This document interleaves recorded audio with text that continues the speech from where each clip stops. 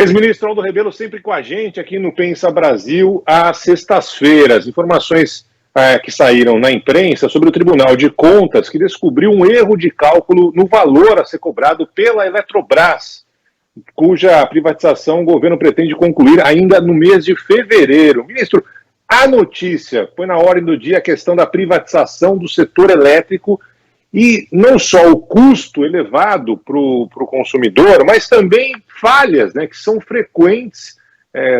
Quem mora em grandes cidades sabe disso, né? Basta chover um pouquinho, a energia vai embora e aparentemente não tem nenhum tipo de punição.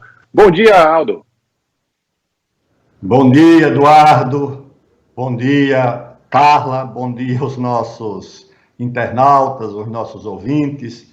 De fato, Eduardo, o Tribunal de Contas da União, que analisa o processo de privatizações, encontrou, no caso da avaliação do preço da Eletrobras, um erro de cálculo que subestima o valor a ser cobrado pela empresa. E isso gerou um outro debate, uma outra discussão, que é sobre as próprias consequências da privatização da eletricidade no Brasil. Então, são alguns fenômenos que aparecem depois das privatizações. Primeiro, o aumento das tarifas.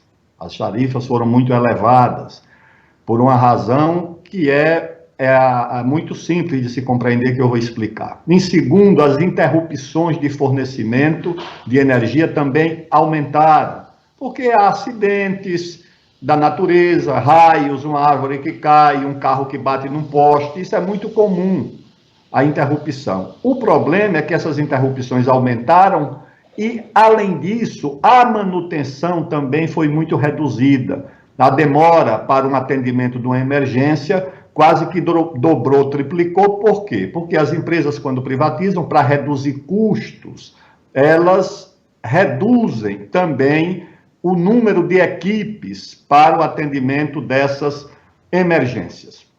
Acontece que essas hidrelétricas já foram todas amortizadas, ou seja, todas elas já foram pagas, foram construídas com dinheiro público e, durante esse período, elas foram amortizadas. Quando o governo vende para uma empresa privada, o que é que acontece? A empresa privada vai ter que reaver aquilo que ela pagou. E vai reaver como?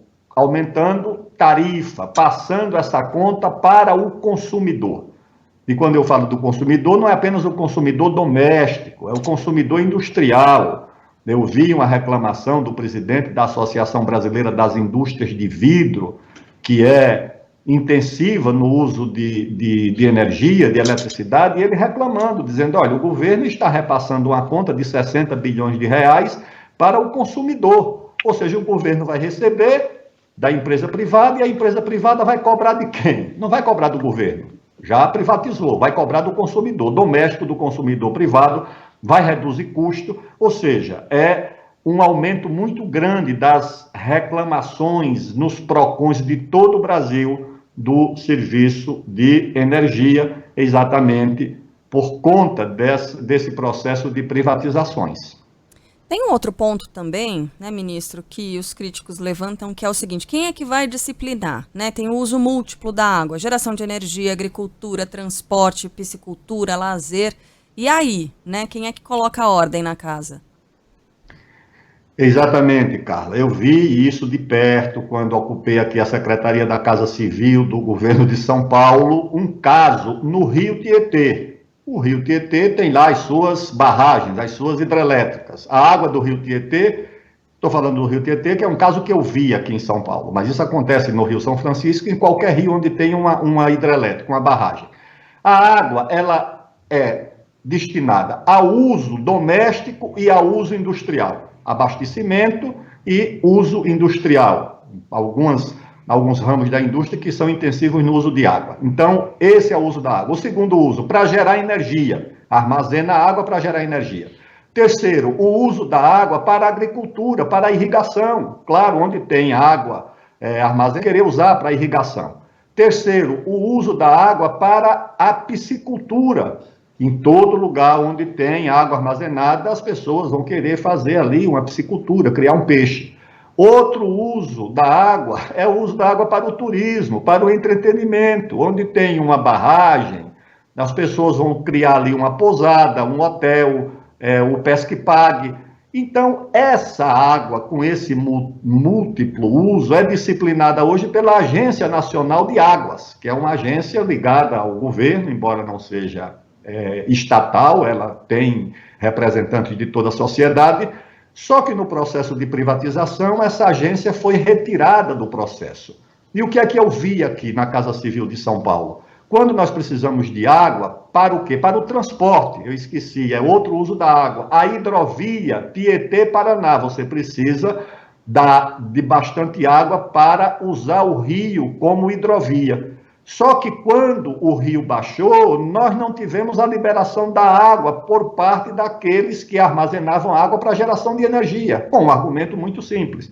O meu negócio é gerar energia, não é fazer transporte. Se você não tem um ente público que discipline quando é o mais importante a geração de energia, usar para o transporte, então você tem que providenciar 2.000 carretas para substituir as barcaças que transportam os nossos produtos via a hidrovia Tietê-Paraná. E isso é outro problema que o governo não consegue disciplinar. O governo tem dificuldade em fazer isso.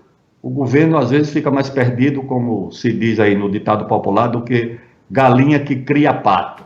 Essa que é a dificuldade. E antes de encerrar meu comentário, eu gostaria de lembrar que hoje é o aniversário de 263 anos de uma das mais belas capitais do Brasil, que é Macapá, capital do Amapá, lá na foz do Rio Amazonas, completa 263 anos, é a única capital brasileira cortada pela linha do Equador. Aliás, tem um estádio lá que é curioso, que a linha que divide o campo é a linha do Equador. Então, cada time joga no hemisfério sul e no hemisfério norte durante uma partida. Então, nosso abraço à nossa querida cidade de Macapá. Legal, não conheço Muito bem. ainda, viu? Mas eu fico imaginando esse estádio, né? Deve ser muito legal. Quem ganhou, né? Foi o time de lá ou de cá, né? Muito engraçado isso. No primeiro tempo foi o time de lado, depois vai, demais, muito legal. Hemisfério Aldo, um norte abraço. e hemisfério sul, Eduardo. Então, é o norte e o sul. Quem ganhou? Quem levou hoje, né? Deve ser divertido isso. Vamos fazer gol no norte hoje? Deve ser um barato. Um abraço, Aldo, até semana que vem. Valeu. Um abraço, Eduardo. Um abraço, Carla. Até a semana que vem. Até a semana que vem.